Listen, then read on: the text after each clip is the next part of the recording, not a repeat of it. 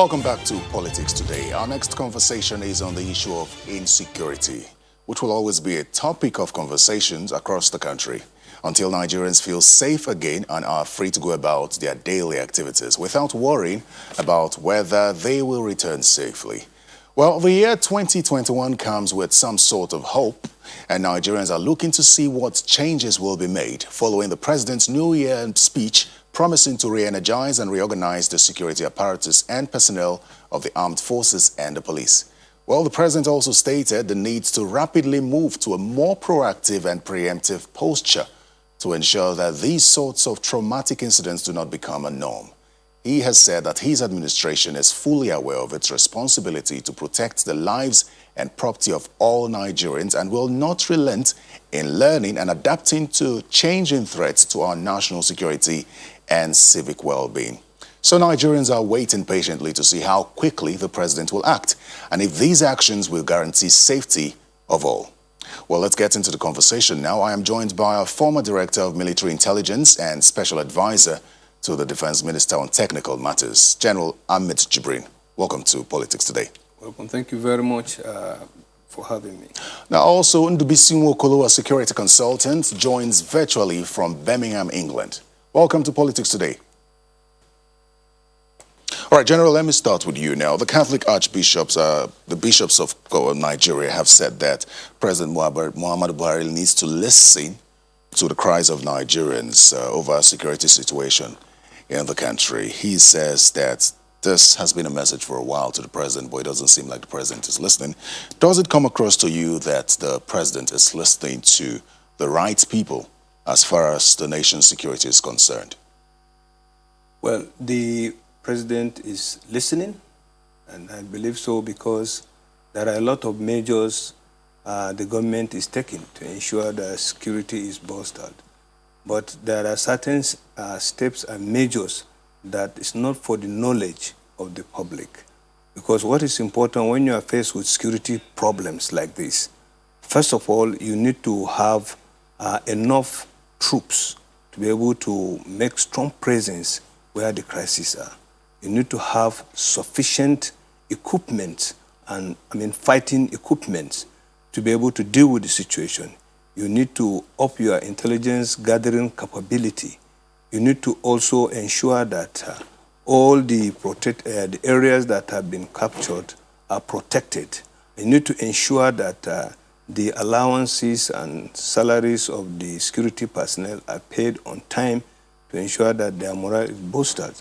To ensure also that they have enough and the relevant protective equipments that are going to fight to ensure the security of the country are provided. Now, to answer the question, I would say the president is listening because on all these areas I've highlighted, there are a lot of effort to ensure that progress is made. Let's look at the, first of all, the presence of troops, because whatever you have the equipment, whether you have the intelligence, you need troops on the ground to do the fight. So when this regime came in 2015, the recruitment was only for 1,000 troops, army in the country, only 1,000. That year it was up to 2,000, and then later in 2017 it was taken to 3,000. And then in 2018 it was up to 5,000. Now to cut it short, this year the president ordered that not less than 10,000 troops must be recruited to ensure that we increase our presence on the ground. And then to add more on this, not just taking 10,000 troops, but quality troops. And therefore, he directed that all the services you ensure that only troops, Nigerians that are genuinely interested in the security of this country and they are ready to lay their lives, that are the ones that should be recruited, not only job seekers or not just people who are just looking for where to earn salaries. So that is why the starting point is the army, because army has the largest troops. Now, the army is supposed to recruit 10,000, but after the usual screening they do at the state level, more than 10,000 were recruited. In fact, to be precise, around 1,400 were recruited from the state. But instead of lumping them to Depot NA to commence training, in answer to what the president directed, only quality troops, they were now taken to a known forest at Kano called Falgore Forest, where they are now going to do what they call extended screening, what is called pre-deployment to depot screening. And this screening was personally supervised by the Chief of Army Staff himself. So out of the 1,400 they took, only 600 were finally selected. So the remaining 4,000 new recruitment has to be done to do. So that is the aspect of recruitment. It would seem that you have a lot to speak on this, and one of the things I'd like to take you up on is welfare of the troops. But let me go to Mr. Nwokolo in Birmingham. Mr. Nwokolo, you've listened to the general here. He's agreed that the president has listened to the right people, or is listening to the right people. Do you agree? Well, I think the answer cannot be yes or no. From his analysis, he was only trying to tell us about recruitment. But the question could be, will recruitment of troops solve the problem of insecurity in the country? The answer is no. So based on that, yes, the president might be listening, and more troops are being recruited into the Nigerian military. But the question could be, are the strategy right? Are the operation right? You know, so there are other things that could help us solve the issue of insecurity. So not just the recruitment of troops. I heard him talk about recruiting the right caliber of people. Yes, issue of welfare of the military is important. But one can equally ask, what has led to the low morale among, you know, our armed servicemen and women? There's so much to it. There are other political issues. There are other socio-cultural issues which, if we don't put them into perspective, you're not able to solve that problem. For instance, permit me to say that the issue of retirement of military people that have gone, you know, who have served a number of years. I know since the president took over since 2015, a lot of major generals and people in that caliber have been retired. But we equally know that there are people who have continued to stay in the military, even when we think they are no longer giving what they should be giving. So, and I think after a certain years in a service, one will continue to go down. So, recruiting men and women into the army. Just a second, are you referring to the service chiefs in this case? Of course, that's what I'm referring to. So, so to some of us who are within this space, we think they've given their best. So we need to rejiggle what we have now to bring out the best from what we have. So if we continue to keep people who have given what I think is their best, we may not be solving this problem. Mr. Nwokolo, what do you think that the removal of the service chiefs will do to the security architecture or security general of the country? What impact will their removal have? Let's start from the fact that from the Chief of Army Staff to the Chief of Defense Staff, none of them have served less than 35 years and above. So for some of us who are within that space, we think they've given their best. They need to go home and rest. We need to bring people with fresh ideas. It happens everywhere in the world. You know, for instance, I'm a supporter of Arsenal Football Club. And I know that 3 weeks or 4 weeks ago, our coach was looking at his back, thinking that he was going to be sacked. He has not even dodged the bullet yet. The issue is that if you're in a place and you think, and your superior think you're not delivering, you need to give space for other people to come in. In 2015, when President Buhari took over, part of what he did was to change the army, the service chief, and he brought in the people who are presently there. You could see within the 6 months when they took over what they achieved. They came in with new vigor. They came in with new ideas. They came in with their own people who believed in what they wanted to do. They've been there for more than 4 years. And we think now the president needs to look and assess what he has. There are Nigerian major generals, rear admirals, and so on, who have fresh ideas, who, if you give this authority a mantle, within the next 6 months, they will drive Boko Haram to the purpose of actually eliminating them.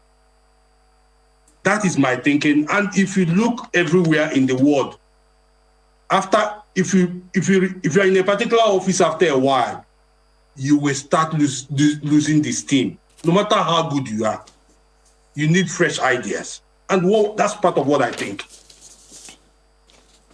All right, Mr. Nwokolo, let me go to General Ahmed now. He's talked about the impact that the removal of the security chiefs will have. Okay. I know that you are technical advisor to the Minister of Defense. Do you agree with him that there will be a positive impact on security if the security chiefs are removed? Okay. First of all, I'd like to correct the impression he made earlier that I was only, when we say the president was hearing, I was only talking about recruitment of troops. No, I highlighted 5 areas. I just only took recruitment to start with. We are talking about the equipment to be purchased and deployed in terms of improved mobility and fighting capacity. We are talking about upping the intelligence capacity of the military. We are talking about improved collaboration with our neighboring countries. All these areas, and then the improvement of the morale of the troops. There are so many things that are being done to ensure all these things are achieved. So it's not only troops. Troops recruitment is just one area, but it's the basic. It's very important because whatever you have, if you do not have the troops on the ground to do the fight, you're wasting your time. And you have to have quality troops. So that's it. Then regarding the issue of the removal of the service chiefs, you know, everybody can have his own opinion on issue. But I always like to advise that if you don't know something, you need to ask, you need to learn why certain things are being done. We all know that the president has the highest informants in this country. He hears far more than all of us here. He knows far more than many of us know. There are so many things that he sees we cannot see because of the level he is and the tentacles he has all over the country. There is a reason why the president feels that he still wants to retain his service chiefs. Let me be frank with you. We are not lacking in expertise in the execution of this war. No, we are not lacking in expertise. We are not lacking in people who can prosecute the war. It is not the problem. We have said some of the problems we have identified. We are thin on the ground. We need to improve our recruitment so that we have large presence in where these crises are happening. We need to improve in our holdings of fighting vehicles. And we need to improve our holding of vehicles that are protected so that troops can move safely. Protective equipments, night vision goggles, and other surveillance equipment that will give the troops eyes and ears where they could not reach. These are some of the things we have to understand. So it is, I've said it earlier, that the people that are likely to succeed these service chiefs are the people that are really calling the shots now.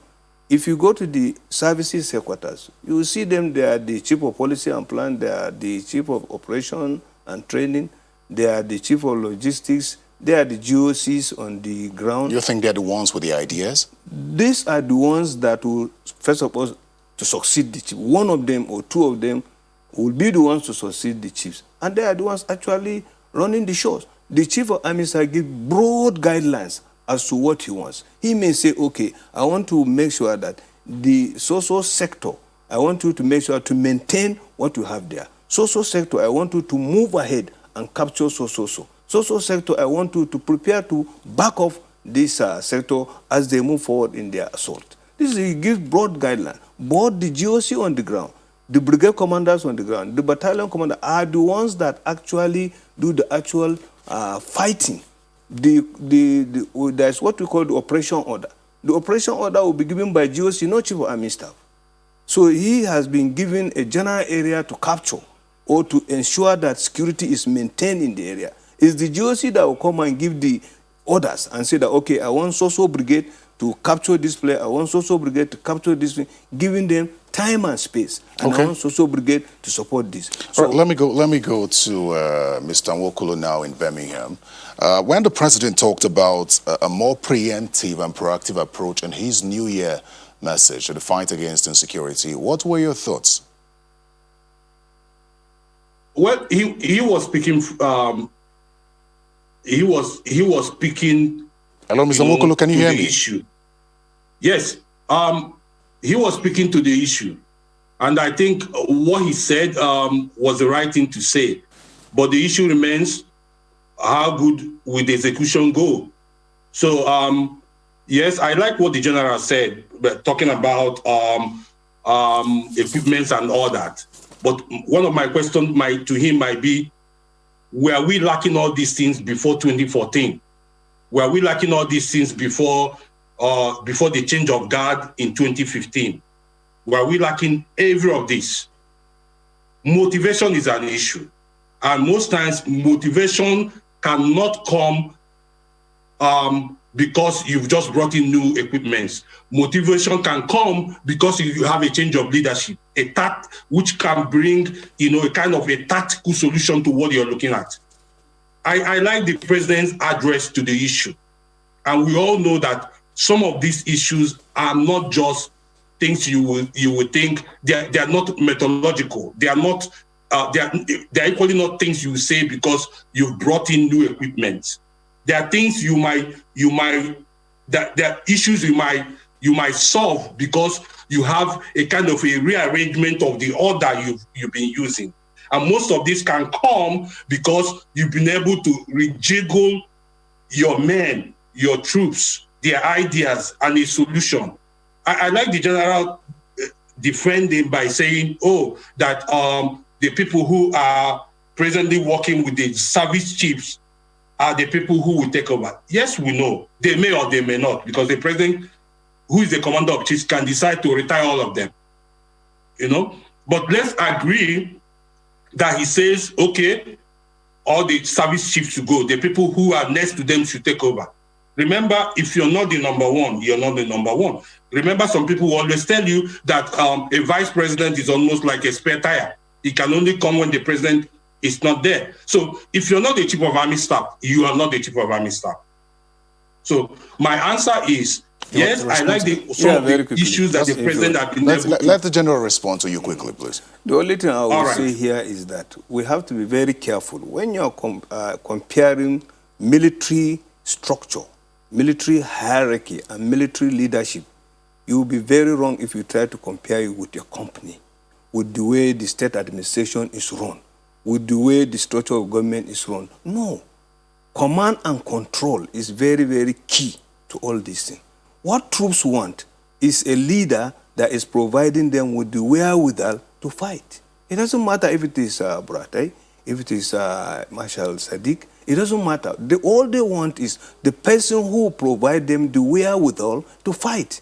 If you overlook the issue of equipment and you are thinking about it's a leader that will come and do the fight, you are making a big mistake.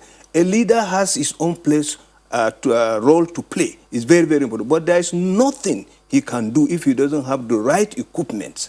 And motivation is not just about having a new leader. There are so many areas of motivation. I tell you, there are a lot of measures, for instance, now the president has taken to boost the morale of veterans. He is not only boosting the morale of veterans in this area, he's also boosting the morale of the serving troops, because they now know that if I put in my best and I leave service, I have something to fall back on. I think what you mentioned is very important. We'd like to know what the president is doing to boost the morale of the troops, but that will be after the break. Please stay with us. We'll be right back.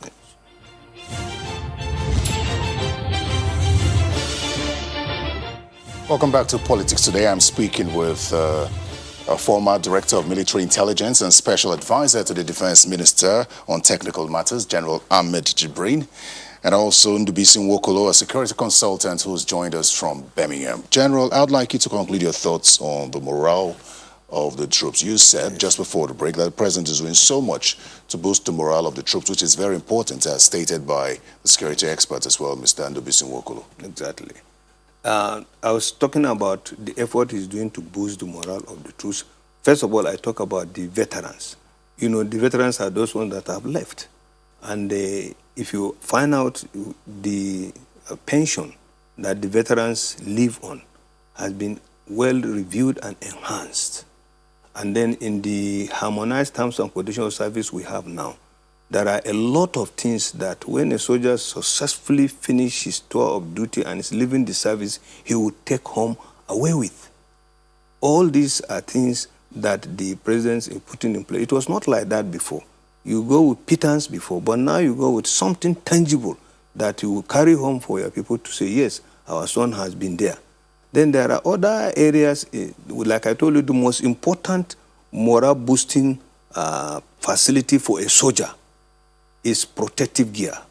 A soldier wants to move confidently with his fragmented jacket, with his ballistic helmet. These are areas that were lacking in the past. But now our DICON, Defense Industrial Corporation, is producing this locally in conjunction with other. So what's the president doing to boost the morale of the troops? That's what I'm saying. That's at the field now. I say that's what I'm saying. If you are giving the soldier his protective equipment, that's the first thing, because he goes out. If he is not wearing his flak jacket, he's not wearing his ballistic helmet, he is exposed. That's the first thing I've told you. And I've told you also that the retirement benefits have been improved, and all their allowances that are due for them are being paid on time. And then another important area is the area of ensuring that equipments that were lacking. He asked question whether in the past those equipment were there. You know, war equipments, they're like any other equipment. When you use them over time, they wear off and they spoil. It's not as if we didn't have this. Some of them become casualties themselves, and there is need to replace them. So they are being replaced. And the new ones, in tandem with the modern time, are being brought. Okay, let's go to Mr. Nwokolo now. Mr. Nwokolo, you've seen, heard about the regional securities that have cropped up across the country, and some dissenting voices have been raised as regard to that. Talk about the importance of those regional security outfits and the need for the military or the security agencies as in general to collaborate with them in stemming the issues of insecurity. Okay, let's start from the point of agreeing that the country is in their situation of a new security architecture. That we cannot run away from, no matter from any angle you want to look at it. The country is in their need of a working security architecture. In short, by now, we should be sitting down and be reviewing our national security policy. We have an issue. We have an issue in the sense that there is insurgency that's uprising almost in every part of our country. The insecurity is increasing. You can no longer jump into your car and drive 10 kilometers away from any of the cities without looking at your back if you're going to be kidnapped. So Nigerians are looking at themselves and asking, if the state cannot protect us, how can we protect ourselves? I'll give you an instance. I'm from a town called Oba, which is in Idemili South local government. I know that my community has been able to, have their own vigilante association. Apart from that, my town union here in the UK are even going ahead to procure drones to patrol the town at night. It shows how difficult it is for people, to live in Nigeria. So every Nigerian, every community is trying to find a way to protect itself. So you can link this to what you're experiencing now, where regional quasi troops are rising everywhere. Some with the backing of their state government, some being organized by communities to protect themselves. As our own governance spaces are increasing, people are trying to find a way to protect themselves against this uprising. For instance, if you look at the northwest part of the country, in places like Zamfara, people no longer sleep. Part of our researchers who are working in a community in Zamfara, in Kamnanamu, the local government, for instance, it shows that as of this week, people can no longer go to market to buy things. The food situation in that community has increased because people have totally deserted the farms. Well, it's as bad as that. Mr. Nwokolo, let me ask you this. Where do we draw the line between illegal possession of firearms, because we have a case where there's a high rate of proliferation of small arms and illegal weapons in the country, which we're trying to get out of the hands of the wrong people. Where do we draw the line between that and self-protection, as you have rightly said? Between criminality and self-protection, it's honestly I would rather even describe it as a genie in the bottle. If it goes away, how do you come back to hold it? It's like the question some of us are asking. We are growing this informal security, arming them. How do we solve the problem, after the war is won? So I may not be here, I may not give you an answer to it, because it's something only if you do a proper research, I'm able to answer you.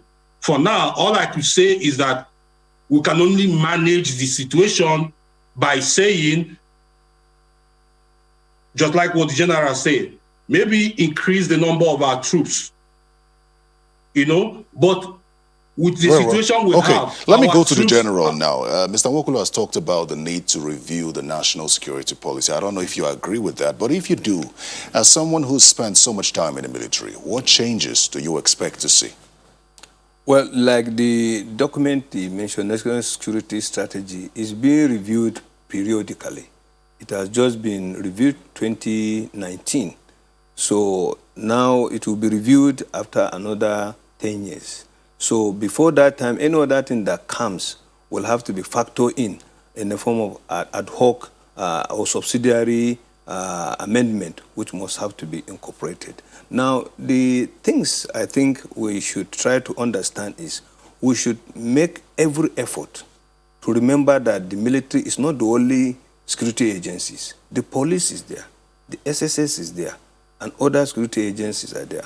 We need to reduce the involvement of the military in what is purely internal security problems.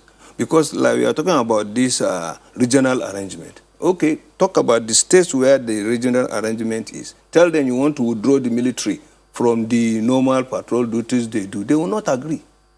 So this regional arrangement can only assist what the military is doing and the police is doing. The military will be very, very happy if CNC today say, all of you go back to barracks, because actually they are supposed to fight to protect the country against external aggression.